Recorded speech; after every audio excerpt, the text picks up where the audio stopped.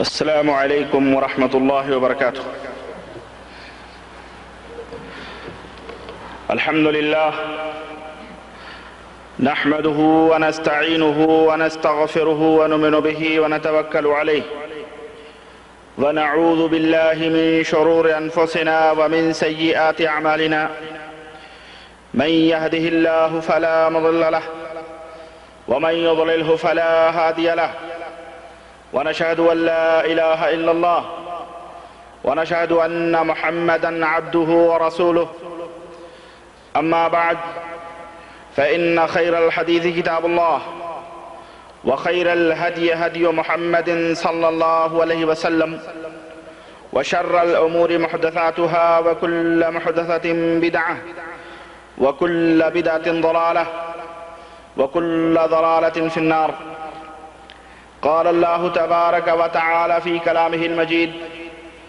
أعوذ بالله السميع العليم من الشيطان الرجيم، بسم الله الرحمن الرحيم، قل هل ننبئكم بالأخسرين أعمالا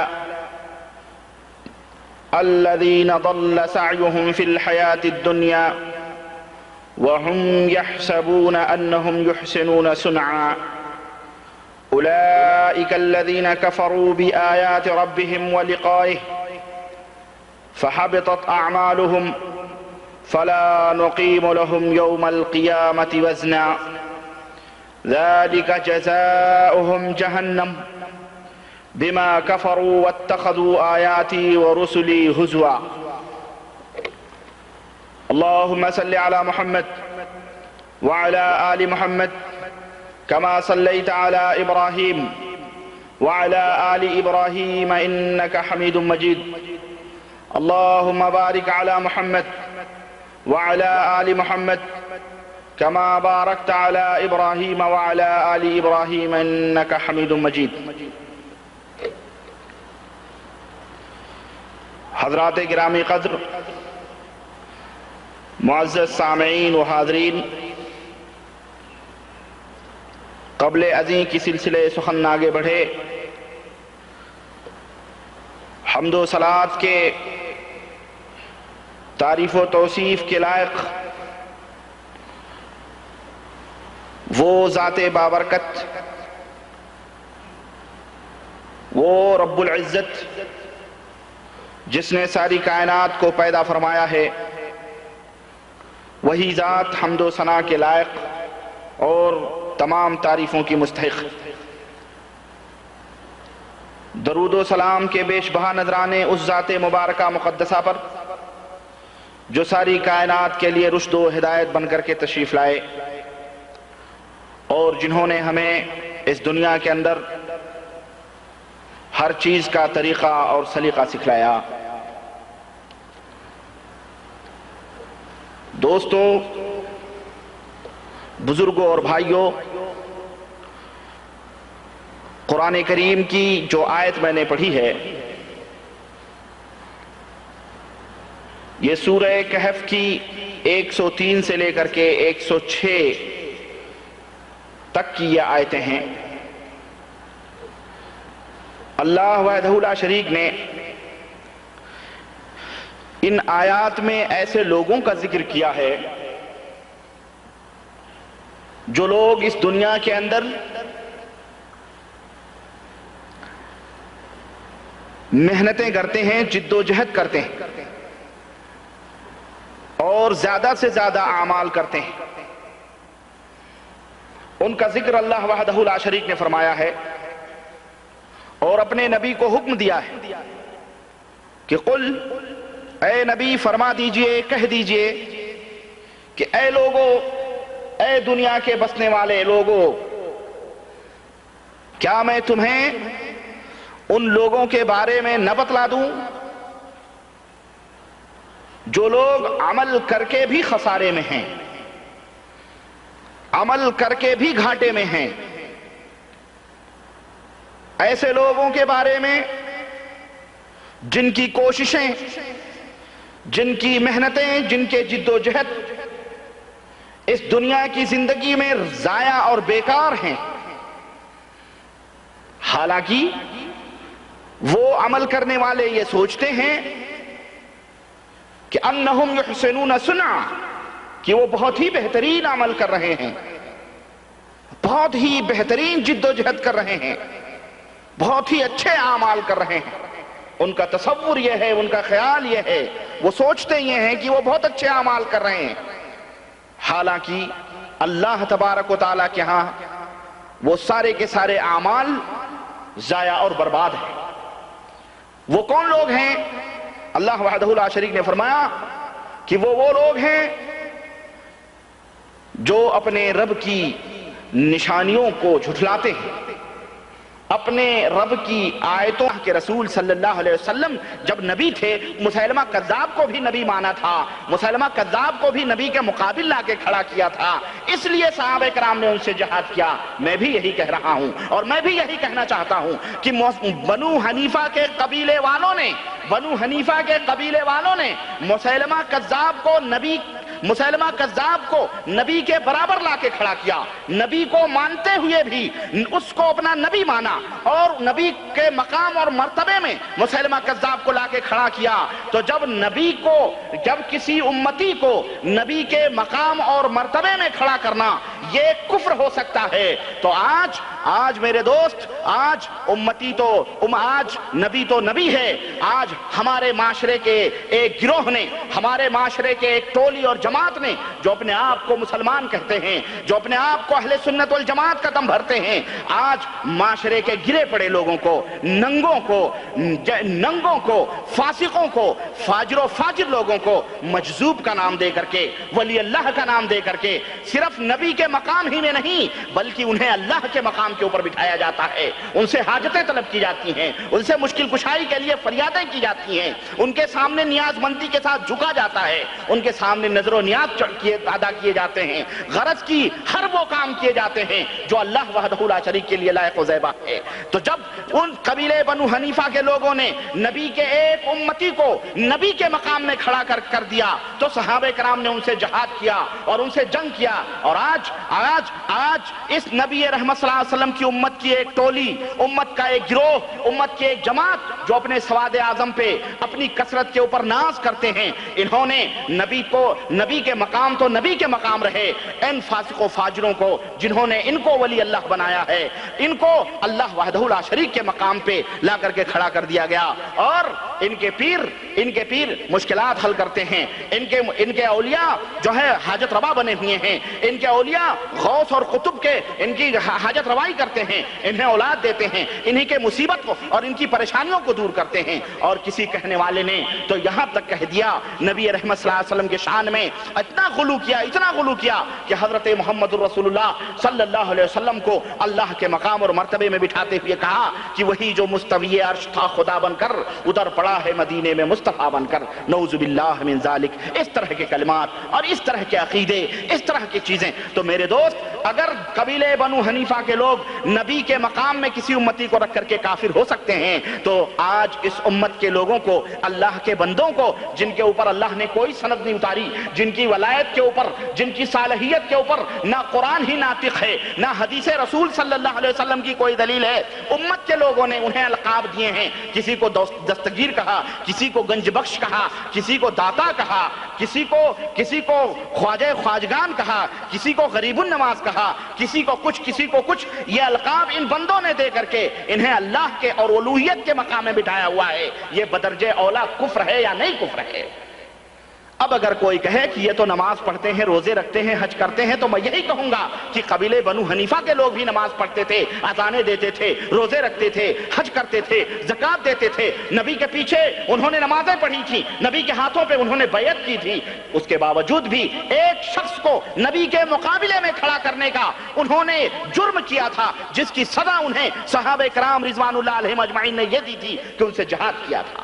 آج ایسے لوگوں کے خلاف جہاد واجب ہوا کہ نہیں واجب ہوا؟ غور کرنے کی بات ہے۔ ہم اپنے گریبانوں میں منہ ڈال کر کے دیکھیں اور آگے آئیں، میں آپ کو اور آگے لے کے چلتا ہوں۔ اسی طرح سے میں آپ کو بتاؤں کہ حضرت علی رضی اللہ تعالیٰ عنہ کے ماننے والے جنہیں شیعان علی کہا جاتا تھا، اور جنہیں حضرت علی رضی اللہ تعالیٰ عنہ نے آگ کے اندر جلایا تھا، آپ کو اس تاریخ کی خبر ہوگی کہ حضرت علی رضی اللہ تعالیٰ عنہ کے ماننے والے ایک گروہ شیعان علی کے نام سے، جس نے حضرت علی کو مشکل کشا کہا، جس نے حضرت علی کو حاجت روا کہا، اور بے انہی وہی عقیدہ رکھا گیا حضرت علی کے بارے میں۔ اللہ کی قسم، جو آج کل کے یہ مشرکین حضرت علی کے رضی اللہ تعالیٰ عنہ کے بارے میں یہ عقیدہ رکھتے ہیں، غوث خواجہ کے بارے میں یہ عقیدہ رکھتے ہیں، پاک پٹن کے بزرگ کے بارے میں یہ عقیدہ رکھتے ہیں، اور کسی طرح سے گلبرگہ بہرائچ کے بارے میں یہ عقیدہ رکھتے ہیں، اسی طرح سے داتا گنج ہجویری اور نظام الدین اور چراغ دہلوی کے بارے میں یہ عقیدے رکھتے ہیں۔ بین ہی یہی عقیدے ان لوگوں نے رکھے تھے جو حضرت علی کے پیچھے نماز پڑھتے تھے، حضرت علی رضی اللہ تعالیٰ عنہ کے ہاتھوں پہ بیعت کیا تھا، حضرت علی کے ساتھ روزے رکھتے تھے، حضرت علی کے ساتھ حج کرتے تھے، زکوٰۃ دیتے تھے، اور تو اور ہے اس دور کے صحابہ کرام رضوان اللہ علیہم اجمعین کے دربار میں پہنچ کر کے ان سے تعلیم بھی حاصل کی تھی انہوں نے، لیکن انہوں نے جرم کیا کیا تھا؟ انہوں نے جرم یہ کیا تھا کہ حضرت علی کو رب بنا لیا تھا، حضرت علی کو الوہیت کے مقام پہ رکھا تھا، حضرت علی کو مشکل کشا سمجھتے تھے، حضرت علی کو حاجت روا سمجھتے تھے، وہ یہ عقیدہ رکھتے تھے کہ علی کو کسی بھی مصیبت میں پکارو وہ ہماری مشکل کشائی کے لیے حاضر ہو جاتے ہیں، وہ ہماری حاجتوں کو پوری کرتے ہیں۔ وہ زندہ تھے، حضرت علی زندہ تھے، اور ان کی زندگی میں کچھ لوگوں نے، ان کے عاشقوں نے یہ عقیدہ رکھا، تو حضرت علی رضی اللہ تعالیٰ عنہ نے ان کا حشر کیا کیا؟ تاریخ کے پنے اٹھا کے دیکھو، تاریخ کے اوراق اٹھا کے دیکھو کہ حضرت علی رضی اللہ تعالیٰ عنہ نے خندق کھدائی، نہر کھدائی، اور اس نہر میں ان سب کو داخل کر کے اور ان کے اوپر سے آگ لگا دیا اور انہیں زندہ جلا دیا اسی نہر کے اندر۔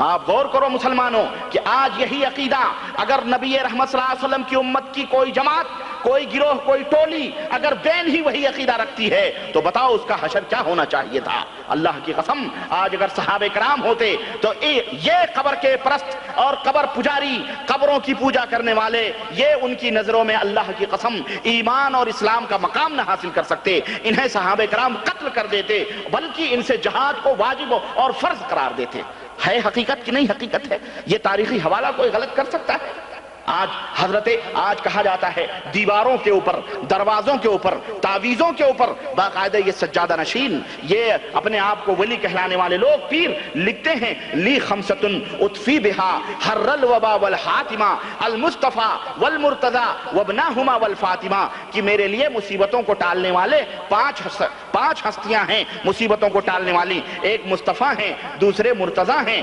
تیسرے علی ہیں، چوتھے ایک مصطفیٰ ہے، ایک مرتضی ہیں، تیسرے حسن ہیں، چوتھے حسین ہیں، اور پانچویں حضرت فاطمہ ہیں۔ ان کے بارے میں عقیدہ رکھا جاتا ہے۔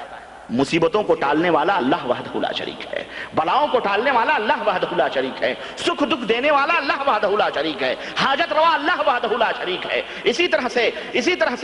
طرح سے لوگوں کو روزی دینے والا اللہ وحدہ لا شریک ہے۔ لیکن بربادی ہو ان کلمہ گو مشرکوں کی، جو کلمہ بھی پڑھتے ہیں لیکن غیروں کی چوکھٹوں پہ جا کے سر بھی جھکاتے ہیں، کلمہ بھی پڑھتے ہیں، حضرت علی کی دہائی دیتے ہیں، اور حد تو حد ہو گئی۔ میں وہ تصویر لانا بھول گیا، میرے پاس ایک تصویر ہے۔ پہلے زمانے کے جو مشرکین تھے وہ تو بیچارے پتھروں تراش کے، پتھروں کو کاٹ کے اور اسے حاجت روا سمجھتے تھے، اور آج کل کے زمانے کے مشرک ہیں، آج کل کاغذی خدا چل رہے ہیں، کاغذوں میں پرستش ہو رہی ہے، کاغذ میں تصویریں پیروں کی چھپ رہی ہیں، بزرگوں کی چھپ رہی ہیں۔ آپ نے دیکھا ہوگا کسی دکان میں، کسی کے گھر میں پانچوں پیر کی تصویریں لگی ہوئی ہوتی ہیں، دیکھا ہے کہ نہیں دیکھا ہے؟ ان کے بغل میں گنبد بھی بنے ہوئے ہوتے ہیں، یعنی زندہ ولی کی تصویریں انہوں نے پانچوں پیر کے نام سے لوگ تقسیم کرتے ہیں۔ ہمارے پاس ایک تصویر آئی ہوئی ہے جس میں آپ کو میں بتاؤں، ایک طرف حضرت علی رضی اللہ تعالیٰ عنہ کی تصویر، اور ان کے سامنے دو شہزادے حسن حسین کی تصویر دے کر کے حضرت حسن علیہ السلام، حضرت حسین علیہ السلام، حضرت علی علیہ السلام، باقاعدہ اسے گھروں کے اندر فریم میں لگا کے جو ہے کیا کہتے ہیں سجایا جاتا ہے، سجادہ نشینوں کی تصویریں لگائی جاتی ہیں، پیر مرے ہوئے بزرگوں کی تصویریں لگائی، اور یہ کاغذی خداؤں کے سامنے صبح و شام اگربتیاں سلگائی جاتی ہیں، عقیدت و محبت سے انہیں چوما جاتا ہے، مصیبتوں کے وقت انہیں آواز دی جاتی ہے، اور تو اور ہے اگر یہ مر گئے تو خواجہ کی قبر کی تصویر لگی ہوئی ہے، یہ بغداد والے پیر کی تصویر ہے، یہ بندہ گیسو دراز کے مزار کی تصویر ہے، یہ جو ہے فلانے بابا کے مزار کی تصویر ہے، یہ دادا گنج ہجویری کے مزار کی تصویر ہے، اور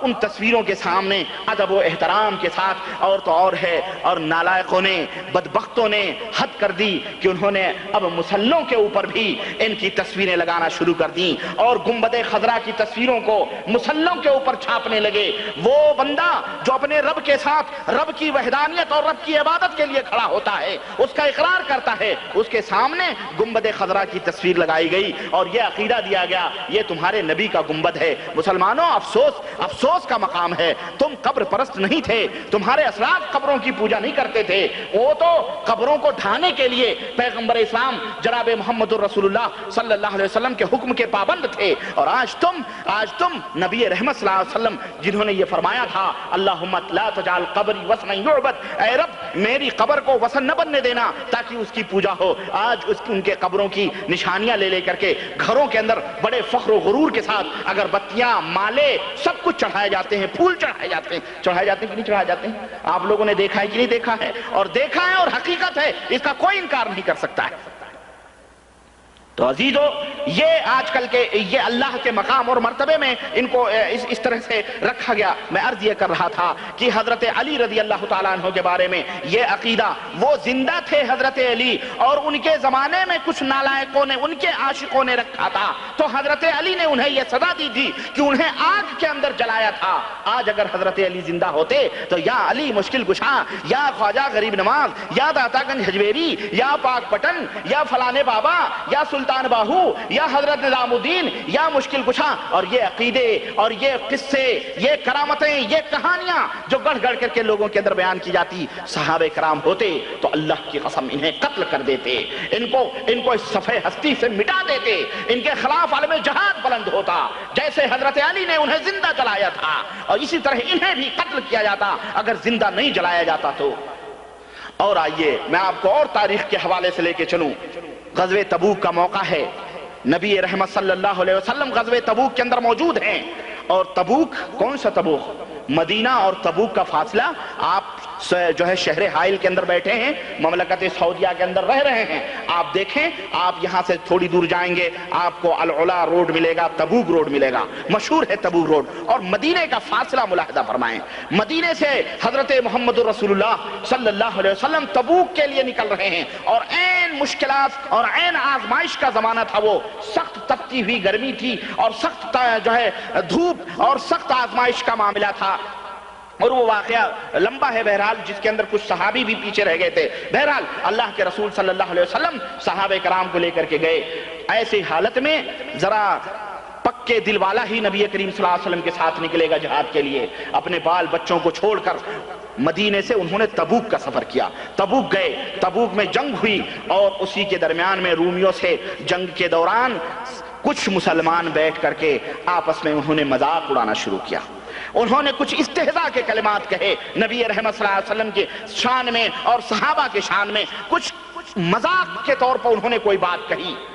एक सहाबी रसूल सल्लल्लाहु अलैहि वसल्लम तड़प उठे, उन्होंने कहा जालिमों, तुम अल्लाह के नबी की तौहीन करते हो यहां बैठ करके। अभी मैं जा करके अल्लाह के रसूल सल्लल्लाहु अलैहि वसल्लम से इस बात की खबर करता हूं। सहाबी नबी रहमत सल्लल्लाहु अलैहि वसल्लम के पास पहुंचते हैं, लेकिन उधर से अल्लाह वहदहु ला शरीक अपने जिब्रील को अपने नबी के पास भेजता है और फरमाता है कि ऐ नबी, मेरे नबी से जाके कह दो कि कुछ लोग आपकी शान में गुस्ताखियां करने के लिए बैठे हुए हैं। सहाबी की जुबान भी नहीं खुलती है और उधर हजरत जिब्रील नबी रहमत सल्लल्लाहु अलैहि वसल्लम के पास ये वही लेके नाजिल होते हैं कि कुल यहलिफून बिल्लाहि मा कालू व लक़द कालू कलिमतल कुफ्री व कफरू बअद इस्लामिहिम, सूरह तौबा आयत नंबर 74। और उससे पहले कुल अबिल्लाहि व आयातिही व रसूलिही कुंतुम तस्तहज़िऊन ला तअतज़िरू क़द कफ़रतुम बअद ईमानिकुम, सूरह तौबा आयत नंबर 65 और 66। अल्लाह वहदहु ला शरीक ने अपने नबी के ऊपर ये आयतें उतारी और अपने नबी को यह खबर किया कि कुछ लोग बैठ के आपका मजाक उड़ा रहे हैं, अभी आपके पास आएंगे। चुनांचे जब वो सहाबी नबी के पास पहुंचे, इधर से पीछे पीछे ये जो मजाक उड़ा रहे थे कुछ लोग, ये भी मुसलमान पहुंचे और उन्होंने कहने लगे अल्लाह के नबी, हम तो मजाक कर रहे थे, हम तो हंसी कर रहे थे। अल्लाह वहदहु ला शरीक ने फरमाया कुल अबिल्लाहि व आयातिही, ऐ नबी इनसे कह दो, इनसे कहो क्या अल्लाह और उसकी निशानियों के साथ और उसके रसूल के साथ तुम मजाक कर रहे हो? تم اس کے ساتھ استہزاء اور ٹھٹھے کر رہے ہو، لا تعتذروا، اب معذرتیں نہ کرو، اب عذر نہ تلاش کرو، قد کفرتم بعد ایمانکم، تم مومن تھے، تمہارے دلوں کے اندر ایمان تھا، لیکن اس استہزاء کی وجہ سے، اس مذاق کرنے کی وجہ سے تم کافر ہو چکے ہو، تم کافر ہو چکے ہو۔ اور یحلفون باللہ، اللہ وحدہ لا شریک نے فرمایا یہ قسمیں کھاتے ہیں اللہ کی، خوب قسمیں کھائیں گے، خوب آپ کے سامنے لچھے دار باتیں کریں گے، قسمیں کھاتے ہیں اللہ کی، یہ کہتے ہیں کہ ہم نے تو مذاق کیا تھا، ہم نے یہ بات نہیں کی تھی، ہماری نیت یہ نہیں تھی۔ اللہ وحدہ لا شریک نے کہا قالوا کلمۃ الکفر، انہوں نے کفر بات کہی ہے، وکفروا بعد اسلامہم، اور اپنے اسلام لانے کے بعد بھی یہ کافر ہو چکے ہیں۔ کون لوگ تھے وہ صحابہ کرام، نبی رحمت صلی اللہ علیہ وسلم کے پیچھے نماز پڑھنے والے، آپ صلی اللہ علیہ وسلم کے اوپر، آپ صلی اللہ علیہ وسلم کے ہاتھوں پر مرنے جینے کی قسمیں کھا چکے تھے، مدینہ چھوڑ کر نبی کے ساتھ وہ جہاد کے لیے آئے تھے، اور اپنے بال بچوں کو ترک کر کے نبی رحمت صلی اللہ علیہ وسلم کے ساتھ جہاد کے لیے آئے تھے۔ آج چھوٹی سی ٹولی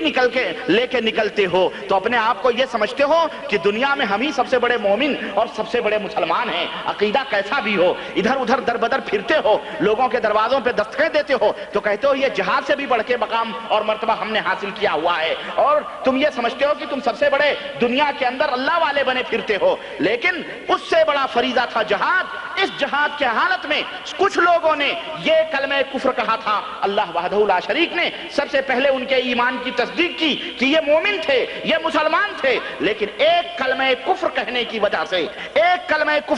وجہ سے یہ دائرہ ایمان سے خارج ہو گئے، یہ کافر ہو گئے۔ نمازیں پڑھیں، روزے رکھیں، حج کریں، زکوٰۃ کریں، سب کچھ کریں، لیکن ایک کلمہ کفر کہنے کی وجہ سے، اور وہ بھی نبی رحمت صلی اللہ علیہ وسلم کے ساتھ ہنسی اور مذاق کرنے کی وجہ سے وہ کافر ہو گئے۔ تو دوستو، نبی کے ساتھ اگر کوئی مذاق کرے، نبی کے ساتھ اگر کوئی ٹھٹھا کرے، دائرہ اسلام کے ساتھ خارج ہو جائے، اسلام کے دائرے سے وہ باہر ہو جائے، اور آج اللہ وحدہ لا شریک کی الوہیت کا ٹھٹھا اڑایا جاتا ہے، اللہ وحدہ لا شریک کی حاکمیت کا ٹھٹھا اڑایا جاتا ہے، اللہ وحدہ لا شریک مشکل کشا ہے، اس کو چیلنج کیا جاتا ہے، اور اس کے بندوں کو حاجت روا سمجھا جاتا ہے، مشکل کشا سمجھا جاتا ہے۔ بتاؤ یہ کفر نہیں ہے تو اور کفر کیا ہوگا؟ یہ حقیقی کفر ہے، یہ حقیقی کفر ہے۔ وہ اللہ کے رسول کے ساتھ انہوں نے مذاق کیا تھا تو ان کو اللہ وحدہ لا شریک نے اسلام سے الگ قرار، اللہ تبارک تعالیٰ نے آیتیں اتار کے انہیں اسلام سے الگ کیا تھا، اور آج امت محمدیہ کا ایک گروہ، امت محمدیہ صلی اللہ علیہ وسلم کی ایک جماعت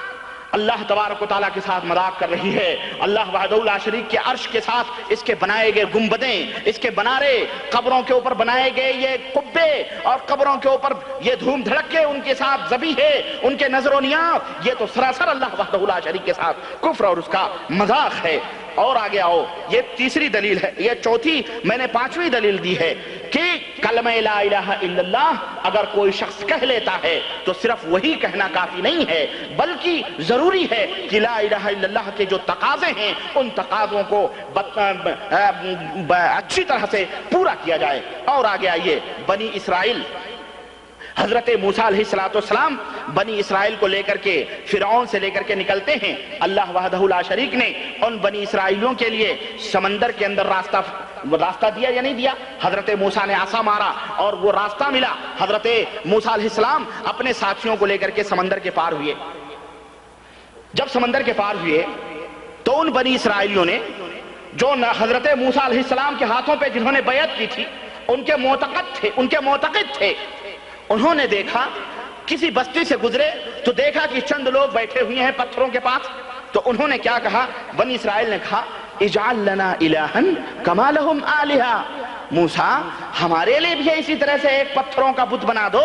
ہمارے لیے اسی طرح سے ایک معبود بنا دو، تاکہ ہم جس طرح یہ ان سے لگے بیٹھے ہیں، ان کی مجاوری کر رہے ہیں، ان کے ساتھ اعتکاف کیے ہوئے بیٹھے ہیں، ہم بھی انہی کے ساتھ بیٹھیں۔ حضرت موسیٰ علیہ السلام نے کیا فرمایا؟ حضرت موسیٰ علیہ السلام نے فرمایا قال انکم قوم تجہلون، بڑے ہی جاہل لوگ ہو تم، اس اللہ نے تمہیں سمندر سے نکالا، اس اللہ نے تمہیں فرعونیوں سے نجات دی، اس اللہ نے تمہیں سب کچھ دیا، اس کو تم اتنی جلدی بھول گئے، سمندر میں ابھی اسی اللہ نے تمہیں راستہ بنایا ہے، اور اس طرح تم اب بتوں کی فرمائش کر رہے ہو کہ ہمارے لیے ایک معبود بناؤ۔ وہی معبود حقیقی ہے، وہی مشکل کشا ہے، وہی متصرف ہے، وہی تمام کائنات کو چلانے والا ہے، وہی تمہارا رب حقیقی ہے۔ ذرا سوچو، اور یہاں پر ایک نقطے کی طرف میں آپ کا دھیان لے جانا چاہتا ہوں، ذرا سا آپ توجہ دو۔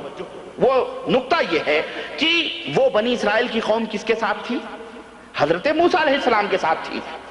نبی کے ہمراہ تھی، نبی کے تلامذہ تھے، نبی کے شاگرد تھے، نبی کے صحابہ تھے۔ لیکن شیطان کی چابک دستی دیکھو کہ کس طرح سے اس نے ان بنی اسرائیلیوں کے دل میں ابھی اللہ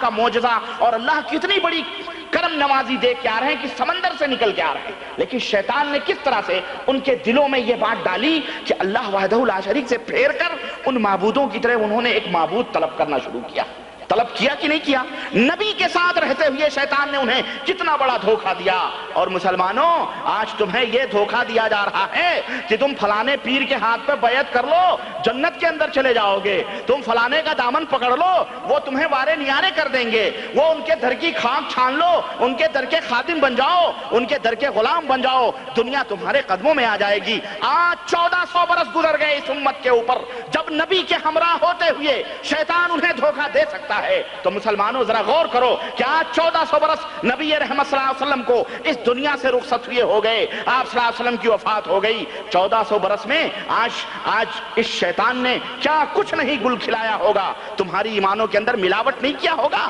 تمہیں گمراہ نہیں۔ اور یہ بھی 14 برس بر صغیر ہند و پاک کو اپنی نظروں میں رکھو، بنگلہ دیش اپنی نظروں میں رکھو، جہاں بھی مغلیہ سلطنت آپ کے اوپر رافضی شیعوں کا کنٹرول، آپ کے اوپر رافضی شیعہ مسلط تھے، اس کے بعد انہوں نے کتنا خلط ملط اس دین کو کیا، اور پھر ہندو کافروں کے ساتھ مسلمانوں کی رہائش، کیا کچھ نہیں کیا ہوگا شیطان نے، اور کیا جس کا نتیجہ ہم دیکھ رہے ہیں کہ آج بستی بستی، شہر شہر، ملک ملک، نگر نگر، ہر جگہ غیر اللہ کی پرستش ہو رہی ہے، غیر اللہ کی عبادت ہو رہی ہے، اللہ کے سوا غیروں کو مشکل کشا مانا جا رہا ہے، اللہ کے سوا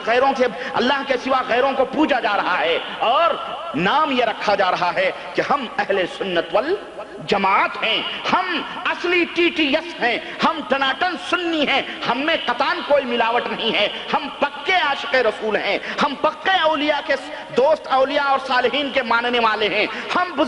یہ بزرگوں کی ہڈیوں کو بیچنے والی قوم، یہ بزرگوں کے خانقاہ ہڈیوں کے اوپر، اور بزرگ تو بزرگ ہیں، انہوں نے یہ بزرگ بنائے ہوئے ہیں۔ اور میں آپ کو کیا بتاؤں، میں دہراتے ہوئے مجھے شرم آتی ہے کہ لوگوں نے گدھوں کو، بلیوں کو اور طوطوں کو، گلبرگہ کے اندر طوطے کا چوکھٹا ہے، باقاعدہ وہاں چمایا جاتا ہے، اور گدھوں کو، گھوڑوں کو، سب کو انہوں نے اپنا معبود بنایا ہوا ہے۔ اللہ کی قسم، یہ اتنے گھٹیا تو مشرکین مکہ اور کفار مکہ بھی نہیں تھے، وہ بھی پوجتے تھے تو ابراہیم اور اسماعیل کی تصویریں پوجتے تھے، اور آج یہ مسلمان اپنے آپ کو مسلمان کہنے والا۔ مسلمانوں، عقل کو آواز دو، اور میں آپ سے انصاف چاہتا ہوں، پوچھتا ہوں کہ جب بنی اسرائیل اتنی جلدی گمراہیت کے غار میں شیطان انہیں ڈھکیل سکتا ہے، تو آج 1400 برس تمہیں کیوں نہیں گمراہ کر سکتا ہے؟ اور گمراہ ہوئے، ہلاکتیں آئیں، اور آج ذلت و رسوائی ان کے اوپر تھوپ دی گئی۔ اور آگے آؤ، ڈین ہی اسی طرح کا واقعہ حضرت ابو واقد اللیثی رضی اللہ تعالیٰ عنہ بیان کر رہے ہیں کہ ہم نبی کریم صلی اللہ علیہ وسلم کے ساتھ جنگ میں جا رہے تھے، راستے میں ہم چونکہ نئے نئے مسلمان ہوئے تھے، نیا نیا ایمان ہمارے دلوں میں آیا تھا، اور ہم جہاد کے لیے جا رہے تھے، راستے میں ہم نے دیکھا، ایک درخت دیکھا، تو اس کو پرانے زمانہ یاد آ گیا، ہم نے کہا کہ اجعل لنا ذات انوات یا رسول اللہ، ہمارے لیے اسی طرح سے یہ کافروں کا درخت ہے جس کے اوپر وہ اپنی تلواریں لٹکاتے ہیں، ایک درخت تھا جس کے اوپر کافر اپنی تلواریں لٹکایا کرتے تھے، اس درخت سے تبرک لیتے تھے، اس کو چومتے تھے، وہ تلوار لٹکا کے پھر جنگ میں جاتے تھے، اور ان کافروں کا عقیدہ یہ ہوتا تھا کہ اگر یہ تلوار اس درخت سے چمٹ گئی تو پھر یہ سمجھو پیٹریٹ کا کام کرے گی، یہ پھر دشمنوں کے سروں کو جدا کرے گی۔ اس طرح سے انہوں نے وہ تلوار لٹکاتے تھے اور اس سے تبرک حاصل کرتے تھے۔ حضرت ابو واقد لیثی کہتے ہیں کہ میرے دل میں بھی خیال آیا، تو ہم نے اللہ کے رسول صلی اللہ علیہ وسلم سے فرمایا کہ ہم نے اللہ کے رسول صلی اللہ علیہ وسلم سے کہا اجعل لنا ذات انوات، اے اللہ کے نبی ہمارے لیے بھی ایک درخت ایسا بنا دو، ہم بھی اس سے تبرک حاصل کریں، ہم بھی اپنے ہتھیار لٹکائیں تاکہ ہمیں بھی برکت ہو، اور ہم بھی جہاد کے اندر جو ہے دشمنوں کو جو ہے ختم کریں۔ تو اللہ کے رسول صلی اللہ علیہ وسلم فرمایا اللہ اکبر اللہ اکبر لقد قلت کلمۃ قالها قوم موسیٰ لموسیٰ. اللہ اکبر، اللہ سب سے بڑا ہے، اللہ سب سے بڑا ہے. اللہ کی قسم تم نے ایک ایسی بات کہی ہے، تم نے ایک ایسی بات کہی ہے، بے نہیں یہی بات قوم موسیٰ نے موسیٰ علیہ السلام سے کہی تھی کہ اجعل لنا الہا کما لہم آلہہ، کہ اے موسیٰ ہمارے لیے بھی ایک معبود اسی طرح بنا دو جیسے ان کے معبود ہیں. بے نہیں یہی بات تم نے کہی ہے. لتتبعن سنن من کان قبلکم شبرا بشبر لو دخلوا جحر رب لدخلتموہ قالوا الیہود والنصارى قال فمن. اللہ کے نبی صلی اللہ علیہ وسلم نے فرمایا کہ ایک زمانہ آئے گا کہ تم انہی اپنے پہلے لوگوں کے نقش قدم پہ چلو گے، قدم سے قدم ملا کے چلو گے اگر یہ کسی ضب کی سوراخ میں داخل ہوئے ہوں گے. ضب یہاں صحرائے عرب کا ایک جانور ہے جس کا کھانا بھی حلال ہے. حدیث کے اندر آتا ہے وہ ضب ایک باریک اس کا جو سوراخ ہوتا ہے بہت باریک ہوتا ہے. اللہ کے رسول صلی اللہ علیہ وسلم نے فرمایا کہ تم اس ضب کے سوراخ میں داخل ہوگے اگر وہ لوگ اس ضب کے سوراخ میں داخل ہوں گے. تو صحابہ کرام نے فرمایا کیا وہ یہود و نصارہ ہیں اللہ کے رسول؟ تو آپ نے فرمایا فمن، ان کے علاوہ کون ہے؟ بالکل یہود و نصارہ کے نقش قدم پہ چلو گے. اور آج یہ امت محمدیہ نبی رحمت صلی اللہ علیہ وسلم کی اس پیشین گوئی کے مطابق بالکل نقش قدم پہ چل رہی ہے انہی یہود و نصارہ کے. یہود و نصارہ نے، یہودیوں نے عزیر کو اللہ کا بیٹا کہا، انہیں مشکل کشا سمجھا. نصرانیوں نے حضرت عیسیٰ اور حضرت مریم کو مشکل کشا سمجھا، انہیں حاجت روا سمجھا. اور جو چاہے وہ سیاسی عادتیں ہوں یا مذہبی عادتیں ہوں، دینی عادتیں ہوں یا دنیاوی عادتیں ہوں، آج یہ امت محمدیہ انہی کے نقش قدم پر دھیرے دھیرے چل رہی ہے اور آگے بڑھ رہی ہے. آج درختوں سے جس طرح سے مشرکین مکہ تبرک اٹھایا کرتے تھے، آج ہمارے ہاں بھی درختوں سے تبرک اٹھایا جاتا ہے. عورتیں درختوں کے اوپر کیا کہتے ہیں دھاگے باندھتی ہیں، تعویذیں باندھتی ہیں، جا کے چمٹتے ہیں. اور تو اور ہے میں نے اپنی آنکھوں سے دیکھا ہے کانپور کے اندر ایک قبر ہے، ایک جگہ ہے جازمو شریف، اس کو جازمو شریف کہا جاتا ہے. وہاں باقاعدہ ایک درخت ہے اور عقیدہ یہ رکھا گیا ہے کہ یہ نیم کا درخت ہے. ایک طرف کی ڈالی ہے اس کے پتے کڑوے ہیں، لیکن جو شاخ قبر شریف کے اوپر ہے وہ شاخ کی پتی جو ہے وہ مٹھی ہے اور کھاتے ہیں لوگ اور کہتے ہیں کہ جی مٹھی لگ رہی ہے. اللہ کی قسم دونوں کڑوی ہے. وہ اگر مٹھی ہوگی تو شیطان نے ان کے دلوں کے اندر وہ بات ڈالی ہے. اور جانتے ہیں یہ جازمو کے اندر کس کی خبر ہے؟ باقاعدہ سالار غازی جو بہرائچ کے اندر تھے، ان کا کوئی بھانجا یا ان کا کوئی بھتیجا تھا، وہ قتل ہوا وہاں، اس کی منڈی اڑ کے کانپور آئی تھی. اس کی منڈی یہ عقیدہ رکھا جاتا ہے، باقاعدہ بکس ہے، اس بکس میں کہتے ہیں یہاں وہ سر مبارک دفن ہے. تو یہ قوم چھچندروں کو چومنے والی اور کتوں بلیوں کو اپنا خدا اور اپنا حاجت روا ماننے والی اس طرح سے گمراہ ہوتی جا رہی ہے. درختوں کو چوما جاتا ہے، درختوں کے اوپر جو ہے کیا کہتے ہیں دھاگے باندھے جاتے ہیں، تبرک حاصل کیے جاتے ہیں. اور تو اور ہے نہ جانے کن چیزوں سے، یہ بابا کا جوتا، یہ بابا کی شال، یہ بابا کی ٹوپی، یہ بابا کا کپڑا. اور ہم بتائیں آپ کو، ہم جہاں پڑھتے تھے اس سے پہلے باقاعدے حجرہ شریف سے تبرک، اس کی چوکھٹیں چومتے ہیں. اور وہ 2 روم تھے، اس روم میں کوئی سوتا ہوتا نہیں تھا، باقاعدے مسلح وہاں بچھے رہتے تھے. عقیدہ یہ رکھا جاتا تھا کہ بابا رات کو آ کے اس میں نمازیں پڑھتے ہیں، نوافل پڑھتے ہیں، نعوذ باللہ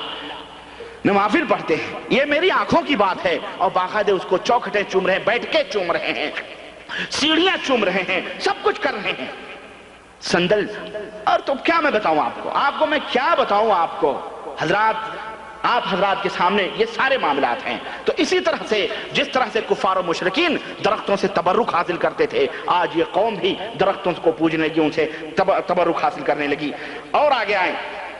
اور آگے آپ کو میں بتاتا ہوں یہاں ایک شبہ. تو یہ پورے واقعات اور یہ پورے احادیث اور قرآن کریم کے حوالے سے جو بات کھلے طور پہ سمجھ میں آتی ہے کہ کلمہ پڑھنا یہ کلمہ پڑھنا ہی کافی نہیں ہے موحد ہونے کے لیے، بلکہ کلمہ لا الہ الا اللہ کے تقاضوں کو پورا کرنا یہ بھی کافی ہے، یہ بھی ضروری ہے. ایک شبہ یہاں پیدا ہو سکتا ہے. لوگ حدیث سے دلیل لے سکتے ہیں کہ حضرت اسامہ بن زید، حدیث میں آتا ہے کہ حضرت اسامہ بن زید رضی اللہ تعالی عنہ جہاد کر رہے تھے اور سامنے ایک کافر آیا اور تلوار اٹھایا حضرت اسامہ بن زید نے، اور اس نے کہا لا الہ الا اللہ محمد رسول اللہ، اور حضرت اسامہ نے اس کو قتل کر دیا. تو اس نے اللہ کے نبی صلی اللہ علیہ وسلم تک یہ خبر آئی تو آپ صلی اللہ علیہ وسلم نے فرمایا اقتلتہ بعد ما قال لا الہ الا اللہ. اسامہ جب اس نے لا الہ الا اللہ پڑھ لیا تو اس کو تم نے کیوں قتل کیا؟ تو دلیل پکڑتے ہیں اور اللہ کے رسول صلی اللہ علیہ وسلم نے فرمایا اے اللہ میں بری ہوں اس کے خون سے، اسامہ کو ڈانٹا پھٹکارا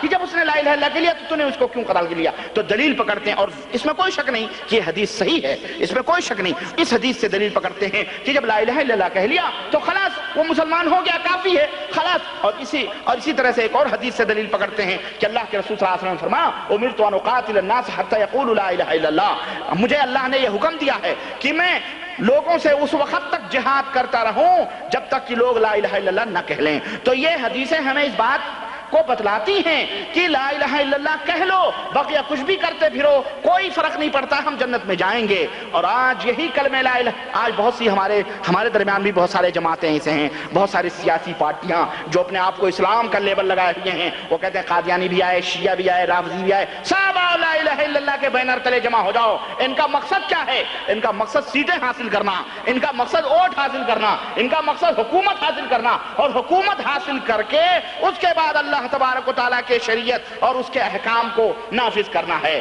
یہی نعرہ لگایا تھا آج سے کچھ دن 40-45 سال پہلے، 50 سال پہلے کسی نے کہ ہم لا الہ الا اللہ کی بنیاد پر ہم ملک حاصل کرنا چاہتے ہیں۔ ملک حاصل کر لیا گیا، لیکن کیا اللہ کے احکام نافذ ہوئے؟ ملک حاصل کیا گیا، لیکن کیا قانون الہیہ کا نفاذ ہوا؟ ملک حاصل ہوا، مسلمانوں نے اپنے بنیاد پر لا الہ الا اللہ کی بنیاد پر ملک کو حاصل کیا، لیکن اللہ کی قسم ہے غیرت آتی ہے، شرم آتی ہے کہ جتنے شرک اور جتنے خرافات جتنے شرک اور خرافات جس ملک سے کٹ کر کے وہ ملک بنا ہے اس میں ہو رہے ہیں، بے نہیں وہی شرک بلکہ اس سے زیادہ اور کفر اس ملک کے اندر ہو رہے ہیں۔ کوئی شرک اور کفر میں فرق نہیں ہے۔ وہاں خواجہ اجمیری ہیں تو یہاں داتا حجویری ہیں، وہاں خواجہ نظام الدین ہیں تو یہاں داتا خواجہ بہاؤ ہیں، وہاں چراغ دہلوی ہیں تو یہاں پاک پٹن ہیں، وہاں کچھ غرض کی وہی تمام سب چیزیں۔ اور آپ کو میں بتاؤں، کتاب میرے پاس ہے اور موجود ہے، حوالے میں آپ کو دوں، ہندوؤں کے ہاں گائے کی پوجا ہوتی ہے، وہاں گائے والیاں بابا بھی پنجاب میں چلتی ہیں۔ میں بتاؤں آپ کو، یہ میرے پاس کتاب موجود ہے، شاہراہ بہشت، جناب امیر حمزہ صاحب اس کے لکھنے والے ہیں، انہوں نے تحقیق کے طور پہ لکھا ہے کہ باقاعدہ گائے والیاں چلتی ہیں، ان کے بارے میں عقیدہ رکھا جاتا ہے کہ گایوں کو چھوڑ دیا جاتا ہے اللہ کے نام پر، اور کسی بزرگ کے نام پر، کسی اللہ کے نام پہ نہیں، بابا کے نام پر، جیسے ہمارے یہاں ہندو مندروں کے نام پہ چھوڑتے ہیں، ایسے گایوں کو باباؤں کے نام پہ چھوڑ دیا جاتا ہے۔ تو وہ گائیں جو ہیں، وہ گائیں کھیتوں میں جاتی ہیں، انہیں کوئی نہیں بھگاتا، وہ گائیں کسی کی بھی چرتی ہیں، کوئی ان کو نہیں پوچھتا، بلکہ گاؤں میں اگر جائیں تو عورتیں انہیں روٹیاں کھلاتی ہیں، لوگ ان سے تبرک حاصل کرتے ہیں۔ یہ پاکستان کی بات ہے، میں آپ کو بتاؤں، پنجاب کے اندر یہ ہو رہا ہے اس طرح سے۔ تو گائے کی پوجا ادھر بھی ہو رہی ہے، ادھر بھی ہو رہی ہے کہ ہاں لا الہ الا اللہ کی بنیاد۔ تو حکومت حاصل کر کے تم کوئی بھی کام نہیں کر سکتے ہو۔ دلوں کی حکمرانی پیارے نبی جناب محمد الرسول اللہ صلی اللہ علیہ وسلم نے مکہ کی سرزمین پر حکومت نہیں طلب کی تھی، قریش مکہ نے پیش بھی کیا تھا کہ محمد صلی اللہ علیہ وسلم اگر تمہیں حکومت چاہیے تو ہم حکومت دینے کے لیے تیار ہیں، لیکن اللہ کے رسول صلی اللہ علیہ وسلم نے حکومت سے، سب کچھ، دولت سے، مال سے، سب کا انکار کر دیا اور فرمایا ہمیں حکومت و دولت نہیں چاہیے، ہم اپنے اس دعوت توحید کو اس شہر کے اندر ہم برپا کرتے رہیں گے اور اس کی طرف لوگوں کو آواز دیتے رہیں گے، ہمیں حکومت سے اجازت نہیں چاہیے۔ لیکن آج اسی لا الہ الا اللہ کے بینر تلے بہت سارے سیاسی جماعت کے لوگ یہ اپنے آپ کو لیبل لگا کے اسلام کا کہ ہم اسلام لائیں گے، ہم اسلام لائیں گے۔ اسلام جب ان میں نہیں آیا تو دوسروں میں کیا آئے گا؟ دلوں کے مسلمان بناؤ، دلوں کے اندر انقلاب برپا کرو، قبروں کو انہدام کرو، جتنے بھی شرک ہو رہے ہیں کائنات سے اپنے اپنے ملکوں سے مٹانے کی کوشش کرو، اسلام خود بخود ان کے اندر آ جائے گا انشاءاللہ تبارک و تعالی۔ اور جب تک یہ امت ان قبروں سے چمٹی رہے گی اور لا الہ الا اللہ پڑھتے ہوئے لوگوں کو دھوکہ دیتی رہے گی، اللہ کی قسم اللہ کی نہ رحمت آئے گی، نہ حکومت آئے گی، نہ چین آئے گا، نہ سکون آئے گا، کچھ بھی نہیں ہو سکتا ہے۔ تو اس طرح سے کہنے کا مطلب یہ ہے کہ اس طرح سے شبہات پیش کرتے ہیں کہ لا الہ الا اللہ کہہ لو، کچھ بھی کرتے رہو۔ آؤ میں بتاؤں کہ ایسے بدعقیدہ لوگ کس طرح سے اس حدیث کے مفہوم کو توڑ مروڑ کر کے پیش کرتے ہیں۔ حالانکہ ابھی ہم نے سنا ہے کہ اللہ کے رسول صلی اللہ علیہ وسلم نے یہودیوں سے جنگ کیا جبکہ یہودی بھی لا الہ الا اللہ پڑھتے ہیں، نصرانیوں سے جنگ کیا جبکہ نصرانی بھی لا الہ الا اللہ پڑھتے ہیں۔ اگر لا الہ الا اللہ پڑھ لینا ہی کافی ہوتا تو اللہ کے رسول صلی اللہ علیہ وسلم یہودیوں سے جنگ نہ کرتے۔ اگر لا الہ الا اللہ پڑھ لینا ہی کافی ہوتا تو حضرت اللہ کے رسول صلی اللہ علیہ وسلم یہودیوں سے جنگ نہ کرتے۔ اگر لا الہ الا اللہ پڑھ لینا، نماز پڑھ لینا ہی کافی ہوتا تو پھر حضرات صحابہ کرام رضوان اللہ علیہم اجمعین قبیلے بنو حنیفہ سے جہاد نہ کرتے۔ اگر لا الہ الا اللہ پڑھ لینا ہی کافی ہوتا تو حضرت علی اپنے عاشقوں کو اپنے اور خود کو حاجت روا مشکل کشا ماننے والوں کو انہیں آگ کے اندر نہ جلاتے۔ اگر لا الہ الا اللہ پڑھ لینا ہی کافی ہوتا تو صحابہ کرام اس طرح سے تو لا الہ الا اللہ پڑھ لینا کافی ہوتا تو اس طرح سے پوری دنیا کے اندر اس طرح جہاد کا جو صحابہ کرام رضوان اللہ علیہم اجمعین نے کیا۔ اور اسی طرح قبیلے بنو مستلق، اللہ کے رسول صلی اللہ علیہ وسلم نے قبیلے بنو مستلق کو زیر کرنے کے لیے، قبیلے بنو مستلق جس نے زکوٰۃ کا انکار کر دیا تھا جبکہ اللہ کے رسول صلی اللہ علیہ وسلم کے ہاتھ پہ انہوں نے بیعت کیا تھا، اللہ کے نبی ان سے جہاد کا حکم نہ دیتے۔ اگر لا الہ الا اللہ کہہ لینا ہی کافی تھا تو جنہوں نے تبوک میں نبی کا مذاق اڑایا تھا، نبی کے پیچھے رہتے تھے، کلمہ پڑھتے تھے، محمد الرسول اللہ کا بھی کلمہ پڑھتے تھے، روزے رکھتے تھے، جہاد کے لیے گئے تھے، انہیں کفر کا خطاب نہ دیا جاتا۔ بلکہ آئیے میں بتاؤں کہ اس حدیث کا مفہوم کیا ہے کہ جس نے لا الہ الا اللہ پڑھ لیا اس کا مفہوم کیا ہے۔ اللہ کے نبی نے جو یہ ہفتے اسامہ سے فرمایا جب اس نے لا الہ الا اللہ کے لیا تو نے کیوں تلوار ماری، اس کا مفہوم کیا ہے۔ اللہ کے نبی نے جو یہ فرمایا کہ جب تک لوگ لا الہ الا اللہ کہہ لیں تب تک میں جہاد کرتا رہوں گا، اس کا مفہوم کیا ہے۔ اس کا مفہوم اور اس کا معنی یہ ہے کہ جب کوئی شخص لا الہ الا اللہ محمد الرسول اللہ صلی اللہ علیہ وسلم کا اقرار کر لے تو اس وقت تک اس کی گردن کے اوپر تلوار نہیں چلے گی جب تک کہ کوئی ایسی حرکت اس سے سرزد نہ ہو جائے جو منافی ہو لا الہ الا اللہ کے، لا الہ الا اللہ کے خلاف ہو اور احکام اسلام کے خلاف ہو، تب تک اس سے اپنے ہاتھ کو روکا جا سکتا ہے۔ لیکن جب یہ ظاہر ہو گیا کہ یہ شخص لا الہ الا اللہ کہتا ہے اور مذاق اڑاتا ہے دین کا، یہ شخص لا الہ الا اللہ کہتا ہے اور اللہ کے علاوہ اللہ کے ساتھ غیروں کو شریک کرتا ہے، یہ چیز واضح ہو گئی، ظاہر ہو گئی، حجت بھی قائم ہو گئی، تو پھر اس کا لا الہ الا اللہ پڑھنا اسے کوئی فائدہ پہنچا سکتا نہیں پہنچا سکتا ہے۔ ہاتھ اس وقت تک رکے رہیں گے اس کی گردن سے، اس کے مال سے، اس کی بہو بیٹیوں سے، جب تک کہ کوئی ایسی حرکت لا الہ الا اللہ پڑھنے والے سے نہ سرزد ہو جائے جو منافی ہو عقیدے توحید کے۔ اگر اس کے منافی ہے تو پھر اس کا مال بھی حلال، اس کی بہو بیٹیاں بھی حلال اور اس کا قتل کرنا اسلام کے اندر حلال ہے۔ سمجھ میں آئی بات؟ یہ ہے لا الہ الا اللہ، اللہ کے رسول صلی اللہ علیہ وسلم نے جو فرمایا یہ مفہوم۔ اور آگے آؤ میں آپ کو بتاؤں، خوارج جنہیں خارجی کہتے ہیں، اللہ کے رسول صلی اللہ علیہ وسلم نے جن کے بارے میں یہ بتلایا تھا کہ اپنے صحابہ سے کہ خوارج ایک گروہ نکلے گا، ایک جماعت نکلے گی جسے خوارج کہتے ہیں۔ یہ وہ جماعت ہوگی کہ میرے صحابہ تم اپنی نمازوں کو ان کے نمازوں کے مقابلے میں حقیر سمجھو گے، یعنی یہ جتنے خشوع خضوع اور جتنے عقیدت و محبت سے نماز پڑھیں گے اور جتنی لمبی اور جتنی زیادہ نمازیں پڑھیں گے تم دیکھو گے تو تمہیں شرم آئے گی ان کے مقابلے میں کہ یہ کتنی اچھی نمازیں پڑھتے ہیں۔ یقرؤون القرآن، یہ قرآن پڑھیں گے لیکن ان کے گلوں کے نیچے یہ قرآن نہیں اترے گا۔ قرآن پڑھیں گے، قرآن کے قاری ہوں گے، بہترین مفسر ہوں گے، لیکن اس گلے سے نیچے یہ قرآن ان کے نہیں اترے گا۔ یمرقون من الاسلام کما یمرق السهم من الرمی، یہ اسلام سے اس طرح سے نکل جائیں گے جیسے تیر کمان سے نکل جاتا ہے، یعنی اس طرح اسلام سے دور ہو جائیں گے، اسلام سے ہٹ جائیں گے، لیکن ان کی نمازیں، ان کے تقوی، ان کے زہد اور ان کی طہارتیں اور ان کی تقریریں، ان کی گفتگو، ان کی بات چیت، ان کی لمبی نمازیں، ان کے چبے، ان کے چغے، سب کچھ اس طرح رہیں گے کہ تمہیں شرم آئے گی۔ یہ کس سے آپ صلی اللہ علیہ وسلم فرما رہے ہیں؟ صحابہ کرام رضوان اللہ علیہم اجمعین سے، جن کی عبادتوں اور جن کی طرح اللہ تبارک و تعالیٰ نے آنے والی نسلوں کو بننے کا حکم دیا ہے کہ اے آنے والی نسلوں ہمارے نبی کے صحابہ کی طرح ایمان لاؤ۔ فَإِنْ آمَنُوا مِثْلَ مَا آمَنْتُمْ، اگر لوگ اس طرح ایمان لائیں جس طرح تم ایمان لائے ہو، فَاهْتَدَوْا، تو وہ لوگ ہدایت پا گئے، وہ لوگ ہدایت پا گئے۔ تو اللہ نے ان صحابہ کی مثال پیش کی ہے کہ ان صحابہ کے نقش قدم پہ جو چلیں وہ جنت میں جائیں گے، وہ ہدایت یافتہ ہیں۔ اللہ کے نبی ان سے فرما رہے تم شرم کرو گے۔ اب آپ سوچ سکتے ہیں ان کی نمازیں کتنی لمبی ہوں گی، کتنے اچھے یہ اللہ کے نبی نے جب یہ فرمایا تو اس کے بعد اور فرمایا کیا کہا اللہ کے نبی صلی اللہ علیہ وسلم فرمایا کہ اینما لقیتموہم فاقتلوہم، اے میرے صحابہ میں تمہیں اور اے میری امت کے لوگوں، یہ بھی ہے صحابہ امت سب ہیں، اگر ان کو تم لوگ کہیں پکڑ لو، ایسے لوگوں کو کہیں پانا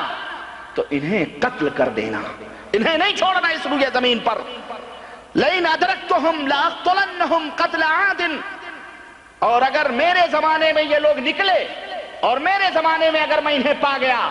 تو میں انہیں قوم عاد کی طرح ان سے جنگ کروں گا، ان سے قتال کروں گا۔ یہ حدیث رسول صلی اللہ علیہ وسلم ہے، کوئی مذاق نہیں ہے، یہ کسی واعظ یا کسی مولوی یا کسی خطیب یا کسی ذاکر کی بات نہیں ہے، یہ صادق المصدوق کی بات ہے،